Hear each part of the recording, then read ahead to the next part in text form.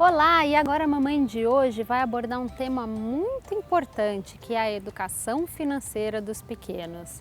Pois é, a gente sabe que as crianças hoje em dia já estão inseridas aí num mundo de consumo, que sofrem uma grande pressão, um grande incentivo ao consumo e muitas vezes a gente se depara com situações até constrangedoras, né? As crianças se perdem um pouco naquela questão do que pode, do que não pode, do que elas querem, do que elas não podem ter, do que elas merecem, do que elas precisam ter também, né, na verdade. Então, os pais devem desde cedo trabalhar essa questão da educação financeira com os pequenos.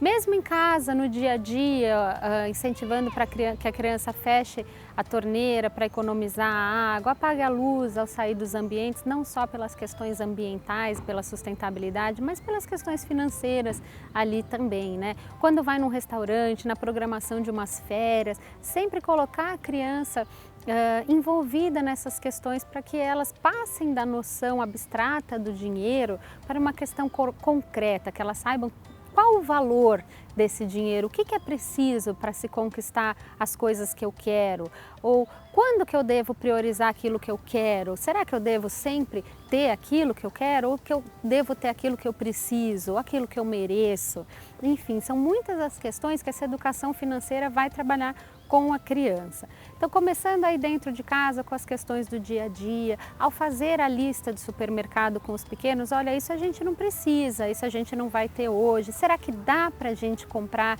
isso aqui hoje? Será que dá para a gente fazer tal coisa amanhã? Essas questões, trabalhar com naturalidade, vai ajudar a criança a também valorizar as conquistas dela, a saber, a não ter tanta ansiedade pelo ter, dar valor a esse ter, aquilo que ela pode ter, aquilo que ela pode conquistar. A criança que acaba recebendo sempre tudo, muitos presentes a toda hora, toda vez que vai para algum lugar, quer alguma coisa, compra naquela hora, ela acaba perdendo a oportunidade de conhecer o valor, não o preço, né? A gente fala que o importante não é o preço, mas o valor daquelas conquistas, daquilo que ela tem, valorizar tudo aquilo que ela tem. A criança a partir dos 4 anos ela já pode receber uma mesada e aí vai de cada família, que seja semanal, quinzenal ou mensal. Dentro dessa mesada cabe aos pais também incentivar e ir ensinando a criança como ela pode fazer um melhor uso daquele dinheirinho que ela recebe mensalmente. Então vão ter situações que ela vai gastar tudo num dia e no outro ela vai querer alguma coisa. Você vai ficar com dó, ai tadinho, é tão pequeno, mas aí é que estão as grandes oportunidades de aprendizagem para eles. Deixar com que a criança perceba que a falta de planejamento dela, ou aquele descuidado, ou aquele gasto excessivo, impediu que ela fizesse alguma coisa bacana depois.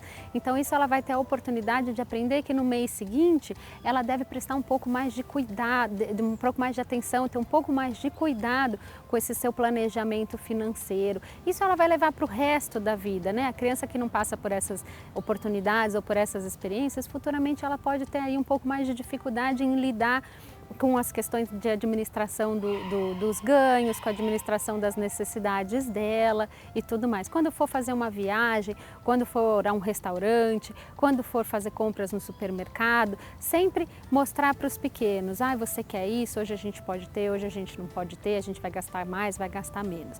Também incentivar os pequenos a pouparem um pouquinho dessa mesada deles, isso sim. Então eles devem guardar um pouquinho para que um dia pode ser que surja algo que ele não sabe que ele vai querer ou que ele vai precisar. Então sempre guardar um pouquinho para situações inusitadas, para situações que você ali não planejou.